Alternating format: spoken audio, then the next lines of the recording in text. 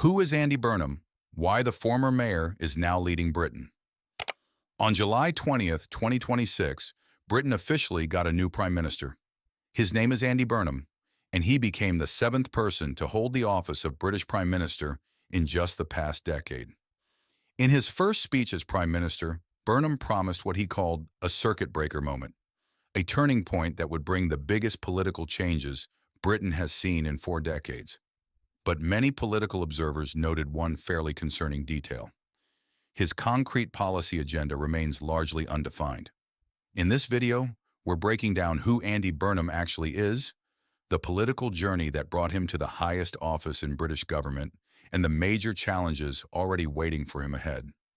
One of the most interesting things about Burnham's political image is how he positions himself as an outsider, a figure from outside London's political elite, hailing from Manchester in the north of England.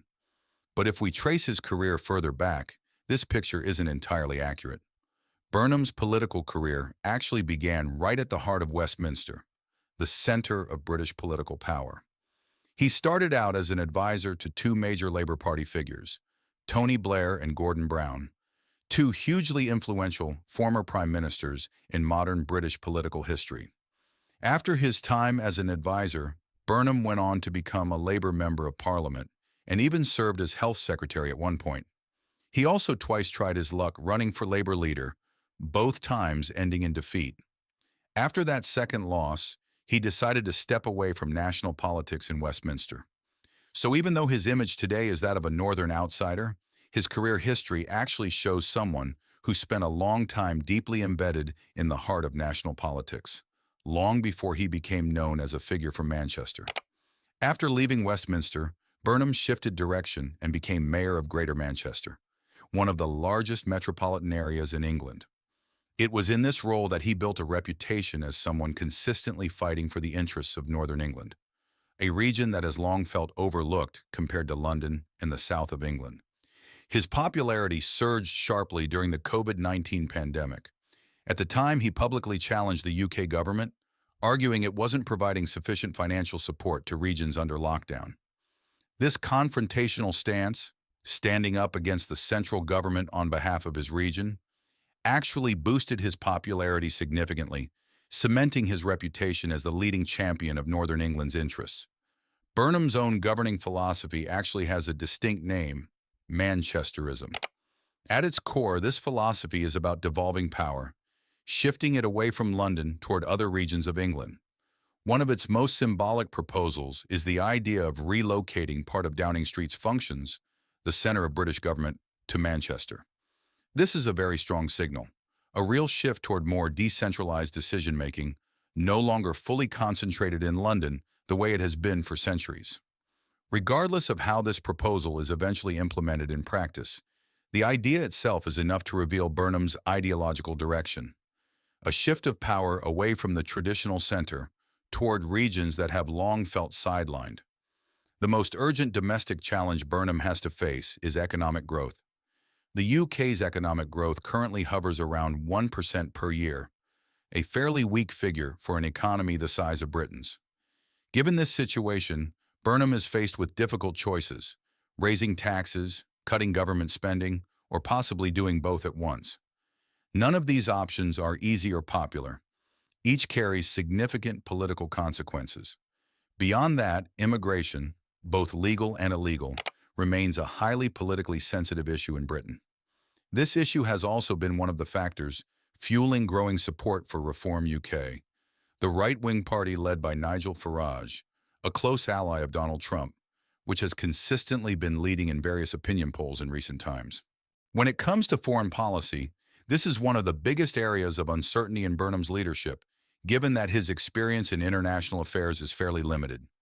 Even so, he has signaled that he wants Britain to take a firmer stance toward President Donald Trump and to be more willing to openly disagree with the United States compared to the approach taken by the previous government. This is a fairly notable signal to watch, given that the relationship between Britain and the United States has long been known as a special relationship that British leaders have typically handled very carefully. The way Burnham ultimately became Prime Minister was actually quite unusual, and it's drawn considerable criticism from various quarters.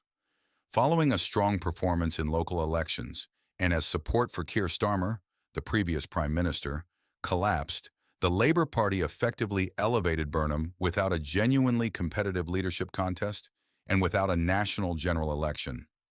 Critics have described Burnham's rise as a political coronation, a term implying that this process more closely resembled a handover of inherited power than a genuinely competitive democratic process.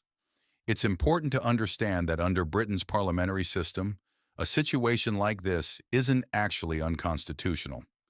British voters don't directly elect their prime minister. They elect a party to govern. So when the governing party decides to change its leader, the country's leader changes along with it, with no new national election required. But regardless of the legality of this process, many have questioned its political legitimacy, especially given that this now marks the seventh change of leadership in just one decade. Although Labour retains its parliamentary majority from the 2024 general election, Burnham faces growing questions about how to govern without a direct electoral mandate from the public. There's a real possibility that pressure will keep building for an early general election well before the scheduled 2029 vote, especially if Burnham does intend to push through major policy reforms that require stronger political legitimacy than simply internal party backing. So if we sum up the overall situation, Andy Burnham has risen to the top job in British government with an image as a reformer and a champion of regional interests. But he inherits a country facing serious economic challenges, an immigration debate that divides public opinion, considerable uncertainty in international relations, and perhaps most crucially, fundamental questions about the democratic legitimacy of the very process that brought him to power. How he navigates all of these challenges will determine whether he truly becomes the circuit breaker he's promised, or simply the seventh name on a growing list of British prime ministers who came and went in short order. If you enjoy political analysis and current events breakdowns like this, don't forget to like and subscribe so you don't miss future videos. See you in the next one.